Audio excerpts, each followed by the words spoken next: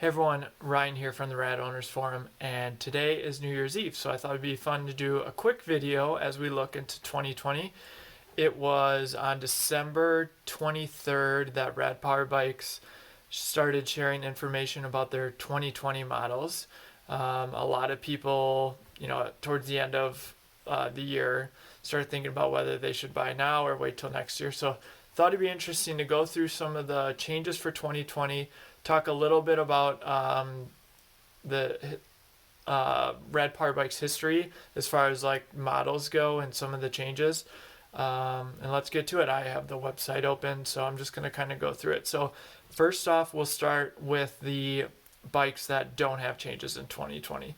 The first one is the Rad Runner. That is their utility bike, two-person scooter type style bike. It starts at $12.99 and doesn't have the LCD screen and those sort of things. Not surprising that they didn't make any changes there, mainly because it was announced right around September. The other one is actually the model we have, which is the Rad Wagon. I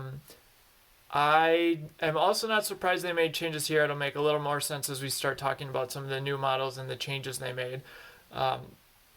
So from a little bit of a historical perspective, the Rad Wagon in 2018, when we bought it earlier in the year, this was the brand new 2018 model. It was actually $15.99. And so eventually Rad Power Bikes lowered the price to $14.99, which in my opinion made it the best value of all the bikes. It comes with fenders. You can put a passenger on the back. Came with pretty much everything you really need to use it. I think with a lot of the bikes you had to, it's almost necessary to have fenders and those sort of things. So, and so I'm not surprised that they didn't make that change and any changes for 2020, and I don't think that's a big deal. Just for some context, at least from my perspective, when they first announced the 2019 models, the two new things that they really added were, at least important from my perspective, were the rear light when you braked. It was controlled by the brakes, or the light actually goes on when you use the brakes. So I thought that was a great feature. The one I currently have, the 2018 Rad Wagon, only has the batteries. And then I think the reflective sidewalls on the tires are just cool, which all the new bikes have. So that's kind of what hasn't really changed for 2020. And I believe we'll be hearing more about some of the changes earlier in the new year. The biggest change is, or I guess the biggest news of this release was that they announced the Rad Rover Step-Thru 1, and they're starting to name these models, it sounds like. So this is the first iteration of the Rad Rover Step-Thru, which I think is really cool. I've said it before, but one of the great things about Rad Power Bikes is I feel like they're really focusing on making accessible e-bikes for everyone. I think the existing Step-Thru models were a testament to that with the Mini and also the City. So really cool that they're continuing that with the fat tire version, and it looks pretty cool. So it's basically, if you're familiar with the bikes, it's the Rad Rover, but step-through height, so it's easier for folks to get their legs over, which is great. The other change, or I guess that we're going to talk about a little bit more, is that their bikes now all come with full fenders. So that's a huge change because everyone, or so many people, I feel like, had to purchase the fenders, and so they often went on to stock. So I imagine that caused a little bit of friction between people who wanted the fenders and then constantly having to check back to see if they're in stock. So now they just come with it. And as we're going through the other models as well, they have a new halo headlight for optimal side visibility. Not quite sure what that means, so hopefully we'll see some more information about that. Streamlined throttle design. Not quite sure what that entails. I've looked at some of the pictures and tried to zoom in, and you can't really tell what they did. It looks like a different style throttle, or at least different design. I found some that looks familiar, but maybe it's a different twist, or a lot of people buy the thumb throttles, so it's easier, so you don't have to twist it. So we'll see. what that all entails. And then finally, the new finish and decals, which I don't have a problem with their branding either way. I like that our bike is bright orange, and I don't care that it says their name. I know some people like to cover it up. So that's a Step-Thru.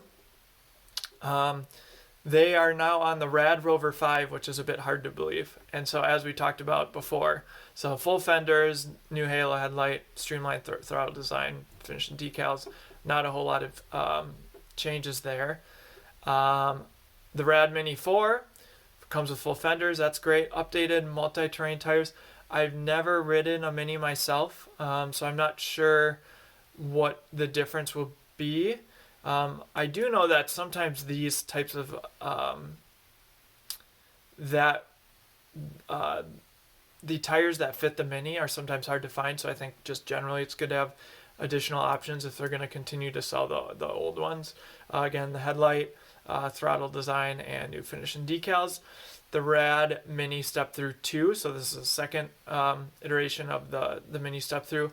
Again, full fenders, the tires just the same as the Mini I just went through. Updated handlebars for added comfort. The Rad City 4, all new frame design. So what happens now with the City is that it's only offered in an 18.5 frame size. I imagine they're doing this to kind of cut down on the number of models that they offer. So from a manufacturing perspective, it probably takes a load off that. Before they had it in a 16 and a 19 inch. So that's, I guess, a fairly big change for the City. If maybe you're someone a little bit taller, maybe you want to look at the 2019 version and look at that 19 inch, or likewise on the shorter end to look at the 16 inch. As of now, they still have limited inventory available. Mounts on frame for wheel lock. I don't know much about this because they don't really provide much. I imagine this is kind of what a lot of times what you see in Europe with these. They're kind of like a clamp style. Maybe I'll put one on the screen now.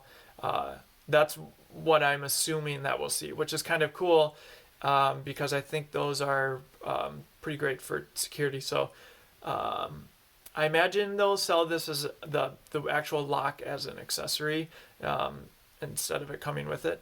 So, but we'll see. And let's see. Yep, the new headlight, updated handlebars, and they're going with the swept back handlebars now, which is what we have on our wagon, which is nice for a nice upright kind of style of riding. And if you look at the pictures, you can kind of see the difference between the current model and the 2020. Halo light, throttle design, new finish and decals. The Rad City Step-Thru 3. Again, mounts on the frame for the wheel lock. Just talked about that. Updated handlebars. The headlight, streamlined throttle design, new finish and decals. So not much there as well. So yeah, those are all the changes for 2020. I think some people probably were maybe a little bit underwhelmed by the changes. I personally think they're totally acceptable. I mean, you're getting a lot of value when they all come with the fenders, so that cuts down on the price. I believe they're almost, I'm looking it up, so Rad Rover full fenders are $89, so you're saving pretty much $90 with the new models and getting some of those other changes, which I think is great. It's important to realize, at least from my perspective, Rad Power Bikes is one of, if not the largest seller of e-bikes in North America, which is great because they are able to provide great support. I think that's one thing that Rad Power Bikes is really great at, and they're able to offer these bikes at a great price, and it's a great e-bike. If you want something that is going to take on trails, or customize, you're going to end up paying a lot more. You might be faster, bigger battery, those sort of things, but you're going to pay a lot more for that. So from the value perspective, that's where I think Rad Power Bikes really shines, and I think this is just a further example of it. So yeah, it'll be interesting to see what happens in the new year as folks start getting these, and I think I'm most excited about the Rad Rover Step-Thru. I think that's going to be a great addition. And yeah, Happy New Year, everyone. Thanks again for watching my videos. Really appreciate it. Have a good one. Hey everyone, hope you enjoyed that video. If you want to support what I'm doing with the Rad Owners Forum and some of the content that I'm producing, here's 3 easy ways that you can do so. Number 1, you can, if you're buying a Rad Power Bike, you can earn a $50 Amazon gift card. I will also receive one. There's a link in the description below, also on my website, radowners.com. Number 2, you can view our recommended accessories pages. This is a bunch of accessories for all the models of Rad Power Bikes. Recommended accessories from the community that I've compiled over the last year or so. So you can check that out, also link below. And third, obviously, you can just join the forum, become a member, ask questions, and share your experience with others. Thanks again for watching.